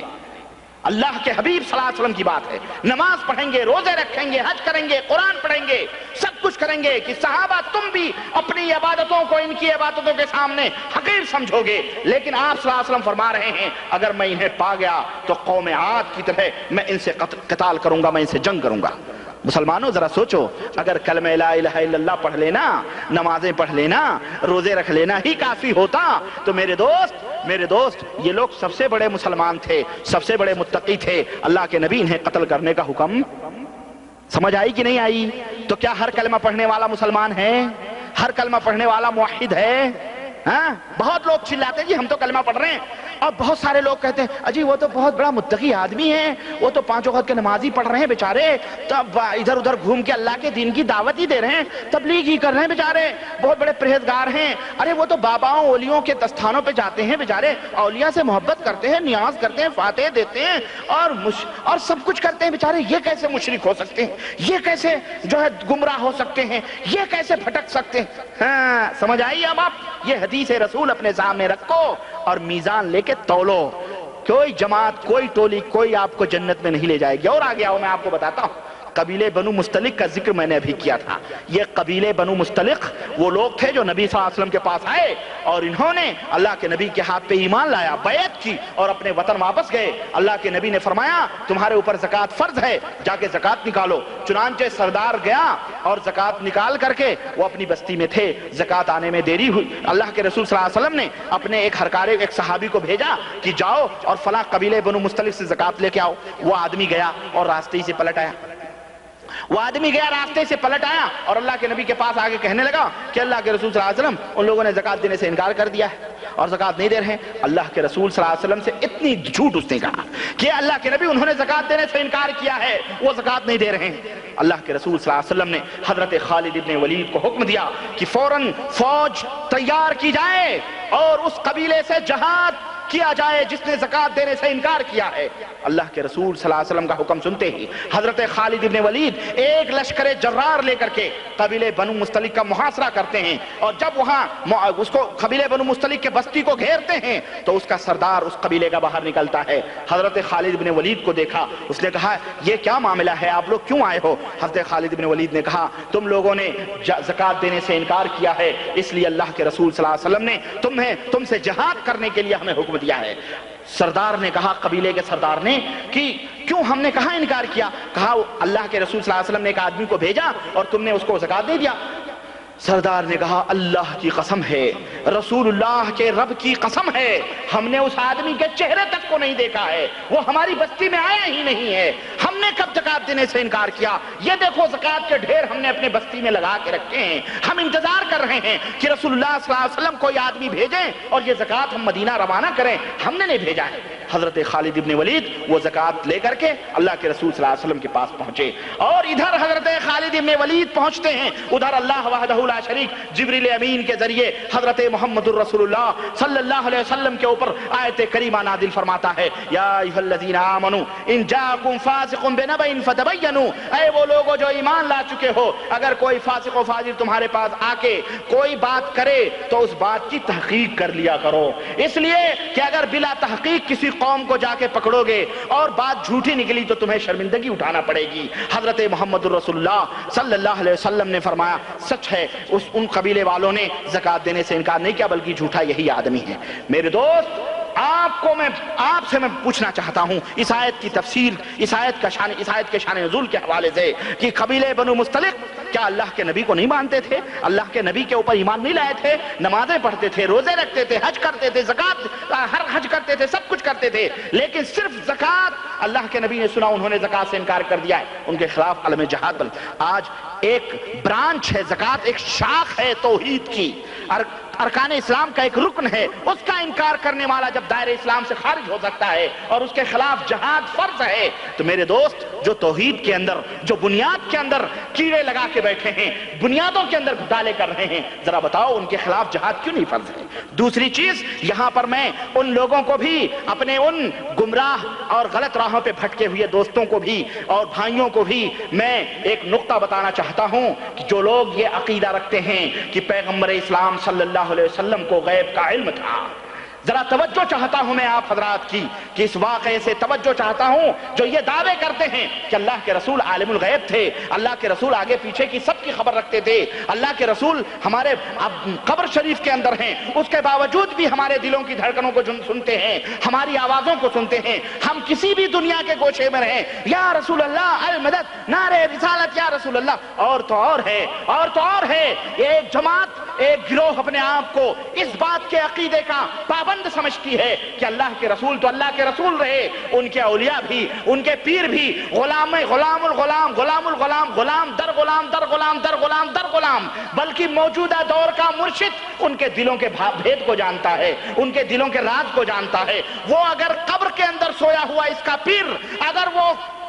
مہینوں کی مسافت پر اس کا مرید آتا ہے تو اس مرید کو دیکھتا ہے۔ یہ دعوے ہم نے آپ کو پچھلے لیکچر میں بتایا تھا کتاب کے حوالے سے کہ اپنے آپ کو مجدد میت حاضرہ کہلانے والا ایک شخص، اپنے آپ کو اعلیٰ حضرت کا خطاب دلوانے والا ایک شخص، اور اس کو اس 14 صدی کا مجدد کہلانے والے، اس کی اپنی کتاب ملفوظات کے اندر اس نے یہ واقعہ نقل کیا کہ کہیں بھی وہ پیر اس کا رہے، کہیں بھی اس کا مرید رہے، وہ پیر وہاں بھی جاتا ہے، بلکہ ایک وقت میں یہ ہزاروں جگہوں پر ان کا پیر حاضر ہوتا ہے۔ حضور کی غیب دانی تو اپنی جگہ رہی، انہوں نے نہ جانے کن کن لوگوں کے سلسلے میں یہ دعوے کیے، یہ بھی غیب جانتے ہیں، وہ بھی غیب جانتے ہیں، وہ بھی ان کے دلوں کی دھڑکنیں جانتا ہے۔ ان کا پیر رات کے تنہائیوں میں مرید کے گھر میں بیٹھ کر اور بیویوں کی ہم بستری کو بھی دیکھتا ہے، یہ بھی دعویٰ ملفوظات کے اندر انہوں نے کیا، اور اس طرح کے نہ جانے کتنے دعوے انہوں نے کیے۔ تو اللہ نبی تو نبی رہے، انہوں نے غلام در غلام در غلام در غلام در غلام در غلاموں کے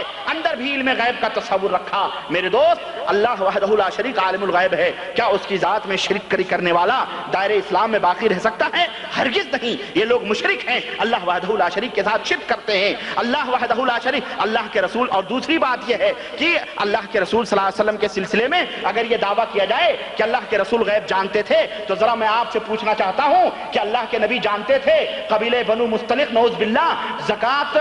دینے کے لیے تیار ہیں، ان کے محلے میں مال اور زکوٰۃ کے سب کچھ رکھے ہوئے ہیں، اس کے باوجود بھی اللہ کے رسول غیب جانتے ہوئے بھی حضرت خالد کو حکم دیا کہ جا کے ان سے لڑاؤ؟ کیا یہ بات ثابت نہیں ہوتی کہ محمد صلی اللہ علیہ وسلم یہ جانتے تھے اپنے لوگوں کے بارے میں سب کچھ انہیں علم تھا، اس کے باوجود بھی اپنے ساتھیوں کو زبردستی قتل کرواتے تھے؟ نعوذ باللہ، یہ اللہ کے نبی پہ الزام نہیں ہے۔ ظالموں، اللہ تبارک و تعالیٰ کے اس صفت کو چھین کر تم نے مخلوق کو یہ صفت بخشی ہے، تو کتنا ظلم کیا ہے اور کس قدر توہین کی ہے پیغمبر اسلام جناب محمد رسول اللہ صلی اللہ علیہ وسلم کی، کہ وہ جانتے تھے کہ قبیلہ بنو مستلق نے زکوٰۃ دینے سے انکار نہیں کیا ہے، اس کے باوجود بھی حضرت خالد کو جہاد کے لیے بھیجا۔ اور اگر اللہ تبارک و تعالیٰ خبر نہ دیتا تو اس بے خبری میں، اور اگر وہ سردار بیچارہ آ کے پہلے سے نہ بتلاتا حضرت خالد کو، تو آؤ بیچارے تو مفت میں مارے جاتے۔ اللہ کے نبی جان بوجھ کے اپنے صحابہ کو قتل کرواتے تھے، نعوذ باللہ۔ یہی بات تو ثابت ہوئی مسلمانوں۔ سمجھ آئی کہ نہیں آئی؟ سمجھ میں بات آئی کہ نہیں آئی؟ تو یہ سراسر ظلم ہے، اللہ کے نبی کی توہین ہے۔ اللہ کے رسول صلی اللہ علیہ وسلم کہتے ہیں کہ اگر مجھے میں غیب نہیں جانتا ہوں، میں تم سے یہ نہیں کہتا کہ میرے پاس غیب کی کنجیاں ہیں، غیب کے خزانے ہیں، میں تم سے یہ نہیں کہتا کہ اللہ تعالیٰ نے مجھے زمین و آسمان کے خزانے دیے ہیں۔ اللہ کے نبی کے زبان سے تو اللہ یہ کہلوائے کہ زمین و آسمان کے خزانے تمہارے پاس نہیں، اور آج گنج بخششوں کا خزانہ مخلوقات کو بنایا ہوا ہے، امتی کو لوگوں نے بنایا ہوا ہے۔ تو دوستو یہ بنو مستلق کا اس واقعے سے بھی یہ بات ہمیں کھلے طور پر واضح ہوتی ہے کہ ہر کلمہ پڑھنے والا یہ موحد یا مسلمان یا جنتی نہیں ہو سکتا ہے، بلکہ اس کے لیے ضروری ہے کہ وہ کلمہ لا الہ الا اللہ کے مکمل تقاضوں کو پورا کرے۔ آئیے میں اپنی گفتگو کا لب لباب آپ کے سامنے رکھتا ہوں۔ توحید کا تعلق تین چیزوں سے ہوتا ہے، ایک زبان سے کہ آدمی زبان سے اقرار کرے اور دل سے اس کو تسلیم کرے اور عمل سے اس کو اظہار کرے، یہ تین چیزوں سے اس کا تعلق ہوتا ہے۔ چنانچہ آپ اگر چاہیں تو دنیا میں ان میں سے ان تینوں چیزوں میں سے اگر کوئی بھی ایک چیز نہیں پائی گئی تو یاد رکھو وہ انسان مومن اور موحد اور مسلمان نہیں ہو سکتا ہے۔ دنیا کے تمام لوگوں کو اس وقت جو صفحہ ہستی پہ موجود ہیں، دنیا کے اندر موجود ہیں، انہیں چار کیٹیگریوں میں تقسیم کر لو۔ ایک کیٹیگری ان لوگوں کی رکھو کہ اگر کوئی شخص پہلا گروہ ان کا رکھو کہ اگر کوئی شخص توحید کو جانتا ہے لیکن اس کے مطابق اس کا عمل نہیں ہے، توحید کو جانتا ہے سمجھتا ہے لیکن اس کے مطابق وہ عمل نہیں کرتا ہے، تو ایسا شخص ضدی، ہٹ دھرم اور کافر ہے۔ اس کی مثال فرعون اور اسی طرح سے ابلیس وغیرہ کو لے لیں آپ۔ فرعون جانتا تھا کہ اللہ ایک ہے، اللہ کے سوا کوئی بھی اس دنیا کا معبود نہیں ہے، فرعون کو اس بات کا پتہ تھا، اور اس کی دلیل جب موسیٰ علیہ السلام کے پیچھے وہ دریا میں اترا اور جب اللہ تبارک تعالیٰ نے اسے غرق کیا، ڈبونا چاہا تو اس نے کیا کہا؟ اس نے کہا اللہ میں تسلیم کرتا ہوں تو معبود برحق ہے، تو معبود حقیقی ہے، میں مانتا ہوں۔ تسلیم کیا نہیں کیا؟ تو اسے علم تھا توحید کا، اللہ کا پتہ تھا، لیکن اس کے باوجود بھی وہ عمل نہیں کرتا تھا، اس لیے وہ ضدی، ہٹ دھرم اور کافر قرار دیا گیا کہ نہیں قرار دیا گیا؟ ابلیس توحید کو جانتا ہے، اللہ وحدہ لا شریک کو وہ ہمیشہ رب رب ہی کہتا ہے، اے میرے رب، اے میرے رب، اگر تو نے مجھے اپنے دربار سے نکال دیا ہے تو مجھے ذرا قیامت تک چھٹی دے تاکہ میں تیرے بندوں کو گمراہ کروں۔ اسے پتہ ہے اللہ وحدہ لا شریک کی توحید کیا ہے، اسے علم ہے، لیکن اس کے مطابق اس کا عمل نہیں ہے۔ اللہ وحدہ لا شریک نے فرمایا آدم کا سجدہ کرو، اس نے سجدہ عمل سے اس نے اس توحید کا ثبوت پیش نہیں کیا، اس لیے وہ کافر اور ضدی اور ہٹ دھرم کہلایا گیا کہ نہیں گیا؟ تو ایک کیٹیگری تو وہ ہے کہ جو توحید کو جانتے ہیں پر اس کے مطابق عمل نہیں کرتے ہیں، تو ان کا حشر فرعون اور ابلیس کے ساتھ ہوگا۔ دوسرے کیٹیگری کے لوگ وہ ہیں جو توحید کو جانتے ہیں، دل میں بھی سمجھتے ہیں مگر زبان سے اقرار نہیں کرتے، عمل سے اس کا اظہار نہیں کرتے۔ کیوں؟ وہ یہ کہتے ہیں کہ پھر تو دنیا مجھے وہابی کہہ لے گی، دنیا تو کہیں گے جی وہابی ہو گیا، یہ کہاں سے نیاز بھاتیہ چھوڑ دیا، دنیا تانے دے گی، دنیا لان تان کرے گی، گاؤں والے ماریں گے، گاؤں والے پیٹیں گے۔ بالکل ابو طالب کی روش، بالکل ابو طالب کی روش۔ ابو طالب کو علم تھا توحید کا،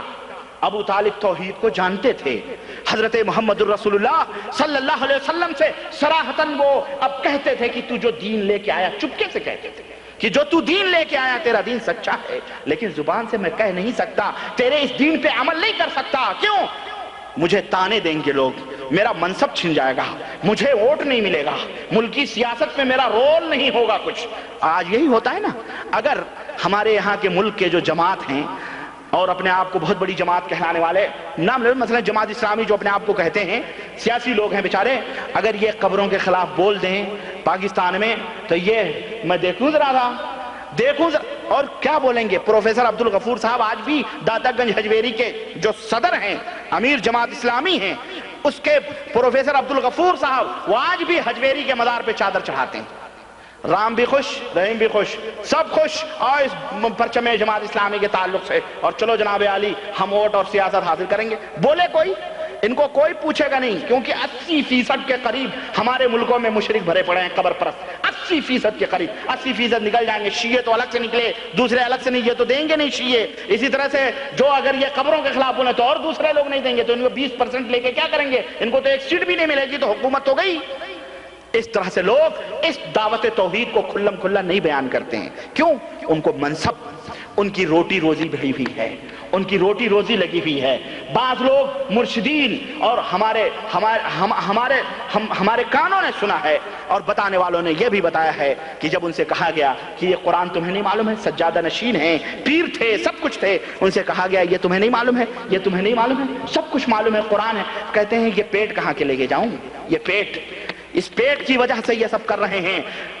اگر تمہاری طرح بنے تو تم جیسے فقیر ہم بھی ہو جائیں گے. یہ محل، یہ ایئر کنڈیشن، یہ فرج، یہ قالینیں، یہ گدے، یہ پاؤں ہاتھ چومنا، جوتوں پہ چہروں چاٹتے ہیں، جوتے بھی چاٹتے ہیں، باقاعدہ جوتے پالش کی ضرورت بھی نہیں پڑتی، چٹواتے ہیں اس طرح سے. یہ سب کہاں ملے گا؟ یہ آشائشیں، یہ آرام، یہ سکون ان کے بچے برٹش اور امریکہ اور لنڈن کے اندر تعلیم حاصل کر رہے ہیں، اور یہ بھوک بھرے نظر و نیاز کے نام پہ ان کی جیبوں میں بھرے جا رہے ہیں 50 ٹن. ارے 50 یعنی میں باقاعدہ عرق گلاب خرید کے داتا گنج ہجویری کا مزار دھلا جاتا ہے باقاعدہ دادا. اور جب بھی کوئی معاملہ کامیابی ہو یا کچھ بھی ہو تو فوراً چادر چڑھائی جاتی ہے. درگاہوں کی زیارت، مسجد میں نہیں کوئی جاتا ہے، درگاہوں کی صفائی ہو رہی ہے، درگاہوں پہ چادریں چڑھ رہی ہیں، پھول چڑھ رہے ہیں، اس کو عرق گلاب سے دھویا جاتا ہے. سب اسی میں لگے ہوئے ہیں اللہ کی قسم. اور نام کیا ہے؟ ہم مسلمان ہیں، ہم سچے پکے مسلمان ہیں. ابو طالب کی روش کہتے ہیں اگر یہ چھوڑیں گے تو ہمیں منصب ملے، ہماری روزی روٹی جائے گی، ہمیں کوئی کھانا پانی نہیں دے گا، محلے میں ہمیں لوگ بدنام کریں گے. کتنے لوگ ایسے ہیں جو جانتے ہیں حقیقتوں کو، اللہ کی قسم حقیقت سمجھتے ہیں لیکن اقرار نہیں کرتے. کیوں؟ اقرار کریں گے تو ان کا سب کچھ ضائع ہو جائے گا، برباد ہو جائے گا. ایسے لوگ قیامت کے دن ابو طالب کے ساتھ اٹھائے جائیں گے جو جہنم کے اندر جل رہے ہیں. ان کا حشر ایسے لوگوں کے ساتھ ہوگا. اور تیسرے وہ لوگ ہیں جو بظاہر توحید پہ عمل کرتے ہیں، سب کچھ مانتے ہیں، عمل کرتے ہیں، اس کے مفہوم اور معنی کو نہیں سمجھتے لیکن عمل کر رہے ہیں، پر دل سے نہیں مانتے اس کو. ایسے لوگوں کا حال، ایسے لوگ وہ ہیں جو منافق پا جائیں تو کریں گے، دل سے نہیں مانتے پر ڈنڈے کے زور پر. اب یہاں اگر کوئی بابا کی تصویر لے کے پوجے گا، یہاں اگر کوئی فاتح نیاز کرائے گا، یہاں اگر کوئی جلوس عید میلاد النبی نکالے گا تو سعودیہ کے ڈنڈے پڑیں گے، ساری عاشقیت گم ہو جاتی ہے. مارے ڈر کے نہیں کرتے، مارے ڈر کے یہاں پہ نہیں کرتے لیکن دل سے نہیں مانتے، دل سے نہیں ان کو یقین ہے اس بات کا جو یہاں دعوت ہو رہی ہے. سعودیہ کے اندر بہت سارے لوگ ہیں، آپ کو بتاؤں میں، آپ کو دلوں کے اندر صنم لے کے بیٹھے ہیں. موقع ملتا ہے تو حضور کی جالی کے ایک آدمی کو میں نے دیکھا نبی کریم صلی اللہ علیہ وسلم کی مسجد میں، ایسے میں بیٹھا اپنا پڑھ رہا تھا، امتحان کا زمانہ تھا، میں جنت البقیع کے اندر ٹیک لگا کے اپنا پڑھ رہا تھا. ایک آدمی کو دیکھا حاجیوں کے حج کے زمانے میں، اللہ کی قسم بڑے دھیرے دھیرے چاروں طرف دیکھ کے بیچارہ، اور جا کے جو پلر ہے نہیں، پلر بنے ہوئے ہیں، انہیں پلروں کے پاس جا کے اپنا سینہ ایسے ہی رگڑ رہا ہے. میں نے دیکھا، میرے کو ہنسی آئی، میں جا کے میں نے کہا کیا کر رہا؟ بالکل سپٹ ہو گیا اللہ کی قسم، مارے خوف کے، مارے ڈر کے. اور ایسے لوگ بھی ہیں دور سے عطر کی شیشیاں پھینکتے ہیں، دور سے خط بھیجتے ہیں. اتنے خط ہم لوگوں کو ملتے تھے، اس میں عجیب و غریب، ہماری 10 بیٹیاں ہیں، 6 بیٹیاں ہیں، ان کی شادی نہیں ہوگی، آقا نظر کرم کریں، آقا نظر کرم کریں ہماری شادی ہو جائے، آقا میں گنہگار ہوں شفاعت کریں، آقا. یہ حضور صلی اللہ علیہ وسلم کے قبر شریف کے پاس یہ سب کرتے ہیں. موقع ملے تو اللہ کی قسم سارے قوال، سارے اجڑے، سارے گجڑے، سارے کجڑے خسرے سب پہنچ جائیں گے اور وہاں بیٹھ کے اپنے اپنے راہ گپال آلاپیں گے. کوئی نصرت علی فتح ہے تو کوئی فلانا قوال ہے، صابری قوال ہے تو کوئی ہمارے ہاں جو قوال ہیں صاحب لے کے پہنچیں گے، اپنی اپنی قوالیاں حضور کو سنائیں گے نا. حضور کو سنانا بھی ضروری ہے. اس طرح سے ایسے لوگ جو حقیقت کو مانتے ہیں، اقرار کرتے ہیں زبان سے لیکن دل سے یقین نہیں رکھتے، ایسے لوگ منافق ہیں، ایسے لوگ کافروں سے بھی بدتر ہیں. جو میں نے فرعون اور ابلیس اور ابو طالب کی بات بتائی ان سے بھی بدتر ہیں. کیوں؟ اللہ وحدہ لا شریک نے قرآن کریم میں فرمایا ان المنافقین فی الدرک الاسفل، منافقین جہنم کی سب سے نچلی وادی میں رہیں گے. یہ منافق ہیں جو دلوں کے اندر بت بنا کے رکھے ہوئے ہیں. تو چوتھا گروپ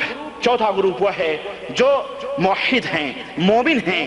لا الہ الا اللہ کا اقرار بھی کرتے ہیں، عمل سے اس کا اظہار بھی کرتے ہیں، دل سے یقین بھی کرتے ہیں. ایسے لوگوں کے بارے میں اللہ وحدہ لا شریک نے فرمایا ان الذین قالوا ربنا اللہ ثم استقاموا تتنزل علیہم الملائکہ ایسے لوگ جو یہ کہتے ہیں کہ ہمارا رب اللہ ہے، ایک ہی معبود ہے، اور پھر کہہ کے اس کے اوپر ڈٹ جاتے ہیں، بباگے دہل اعلان بھی کرتے ہیں، ایسے لوگوں کے اوپر اللہ وحدہ لا شریک کے فرشتوں کا نزول ہوتا ہے، اور وہ انہیں تسلیاں دیتے ہیں اور انہیں تسکین دیتے ہیں کہ تمہارا ٹھکانہ جنت ہے، لا تحزنوا، غم نہ کرو، فکر نہ کرو، تم سے جنت میں ملاقات ہوگی۔ تو میرے دوست اور میرے عزیزوں، یہ 4 کیٹیگری کے لوگ پوری دنیا کے اندر موجود ہیں۔ آپ کو اپنا اختیار ہے، آپ ان 4 کیٹیگریوں میں سے جو پسند کرنا چاہیں پسند کر لیں، لیکن ایک بات میں بتاؤں، 4 کیٹیگریوں میں سے 3 کیٹیگری جہنم کی مستحق ہے، اور جو لوگ ان تینوں کیٹیگریوں میں ہوں گے جہنم میں جائیں گے۔ ایک کیٹیگری ہے جو موحد مومن کی ہے، جن کے عمل، جن کی زبان، جن کا دل پورے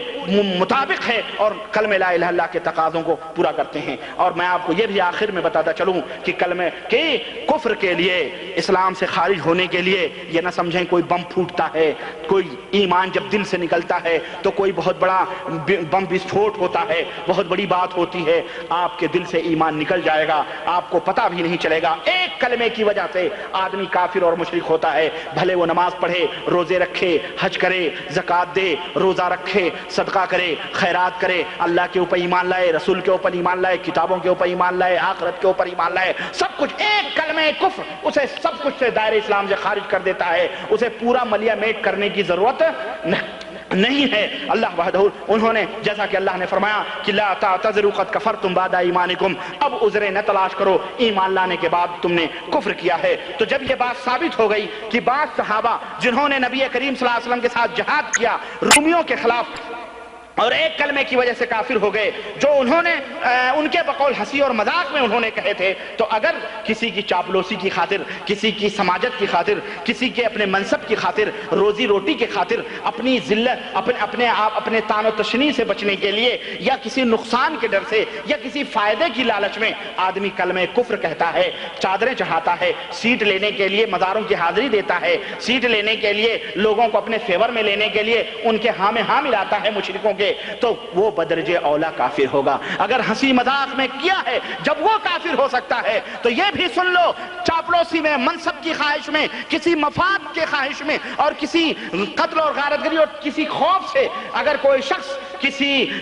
کوئی شرک کا کام کرتا ہے، کفر کا کام، تو بدرجہ اولا وہ کافر ہوتا ہے۔ من کفر باللہ من بعد ایمانہ الا من اکرہ وقلبہ مطمئن بالایمان، اللہ وحدہ لا شریک نے فرمایا یہ سب سے بڑا گنہگار ہوگا جو کسی منصب اور لالچ میں ایسا کرے گا کہ جو اللہ تعالیٰ کے ساتھ ایمان لانے کے بعد کفر کرے گا، اس کا ٹھکانہ جہنم ہوگا۔ لیکن ایک حالت ہے جس میں کلمہ کفر کہنے کی اجازت آپ کو دی گئی ہے، آخری وقت میں وہ حالت میں آپ کو بتا کے رخصت ہو رہا ہوں، اور وہ حالت ہے اللہ وحدہ لا شریک نے فرمایا الا من اکرہ وقلبہ مطمئن بالایمان، اس کے سر پر ننگی تلوار کھڑی ہوئی ہے کہ وہ کفر کا کلمہ کہہ دے ورنہ اسے قتل کر دیا جائے گا۔ اگر اللہ تعالیٰ نے فرمایا اس کا دل مطمئن ہے تو اپنے زبان سے کلمہ کفر کہہ دے، کوئی حرج انشاءاللہ نہیں ہوگا اللہ کو دلوں کا، لیکن یہ شرط ہے کہ موت کی گھڑی اس کے سر پہ آ گئی ہو، تلوار لگی ہو۔ اگر اس وقت بھی اس نے نہیں کہا تو اللہ کی قسم وہ شہادت کے ایک عظیم درجے کے اوپر انشاءاللہ فائز ہوگا۔ لیکن اگر اس نے دل کے اطمینان کے ساتھ کلمہ کفر کہہ بھی دیا اس مجبوری کی حالت میں، تو اس کے لیے یہ جائز ہے۔ تو کلمہ کفر یا عمل بدرجہ مجبوری جائز ہے، مگر اس شرط کے ساتھ کہ دل بھی انسان کا مطمئن ہو۔ تو میرے عزیزوں اور میرے دوستوں اور میرے بھائیوں، میرے پوری گفتگو کا نچوڑ یہ ہے کہ آپ اس دھوکے میں نہ رہیں کہ ہر کلمہ پڑھنے والا یہ کیا ہوتا ہے، موحد ہوتا ہے۔ میں یہی بات ثابت کرنا چاہتا تھا، اور اللہ کی توفیق سے قرآن کریم، احادیث، سیرت اور تاریخ کے حوالے سے میں نے ایک پورا سلسلہ آپ کے سامنے رکھا ہے کہ ہر کلمہ پڑھنے والا موحد نہیں ہوتا۔ اس لیے دھوکے نہ کھاؤ، لمبی لمبی داڑھیاں، چگے، امامے، پگڑیاں، نمازوں اور قرآن پڑھنے والوں سے دھوکے نہ کھاؤ، بلکہ ایمان اور عقیدے کے ترازو میں پلٹ تولو۔ کوئی جماعت ہو، کوئی گروہ ہو، کوئی ٹولی ہو، ترازو میں قرآن و سنت کے تولو کہ اس کی زبان، اس کا عقیدہ، اس کا عمل اس کے مطابق ہے یا نہیں ہے۔ اگر قرآن و سنت کے مطابق اس کا ایمان، اس کا عمل، اس کا عقیدہ نہیں ہے، اس کی زبان نہیں ہے، تو یاد رکھو وہ لاکھ تقوی، پرہیزگاری، نماز، روزے، حج کرے، یہ سمجھ لو کہ یہ وہ لوگ ہیں جو یہ سوچتے ہیں جیسا کہ اللہ نے فرمایا کہ ان کا عمل بڑا خوبصورت ہے، لیکن اللہ نے فرمایا لا نقیم لهم، ہم قیامت کے دن ان کے لیے میزان کو مقرر ہی نہیں کریں گے، بغیر ناپے تولے انہیں جہنم جہنم میں ہم ڈال دیں گے۔ تو میرے عزیز یہی میری گفتگو تھی اور یہی ہماری بات تھی۔ اللہ وحدہ لا شریک سے دعا ہے کہ اللہ تبارک تعالیٰ ہمیں عقید توحید کی سمجھ عطا فرمائے اور ہمیں لا الہ الا اللہ کے اوپر ثابت قدم رکھے اور ہمیں نیک اعمال کرنے کی توفیق عطا فرمائے اور زبان، عمل اور دل کے یقین کی توفیق ہمیں اللہ تبارک تعالیٰ عطا فرمائے اور ہم سب لوگوں کا حشر قیامت کے دن صحابہ کے ساتھ، صدیقین اور شہداء کے ساتھ ہمارا حشر اللہ تبارک تعالیٰ فرمائے اور اللہ تعالیٰ اس امت کے گمراہ لوگوں کو ہدایت عطا فرمائے اور اللہ تبارک تعالیٰ جو ہمارے بھائی و بہن سب بھٹکے بھولے ہیں الہ العالمین انہیں صحیح راستے کی توفیق عطا فرمائے اور جو لوگ کلمہ، نماز، روزے کے ذوم میں اور اس کے غرور میں لوگ صحیح باتوں کو نہیں سمجھتے ہیں، نہیں جانتے ہیں، اللہ انہیں صحیح بات سمجھنے کی توفیق عطا فرمائے۔ آمین یا رب العالمین۔ وما علینا الا البلاغ وصلی اللہ علی نبینا محمد وعلی آلہ وصحبہ اجمعین۔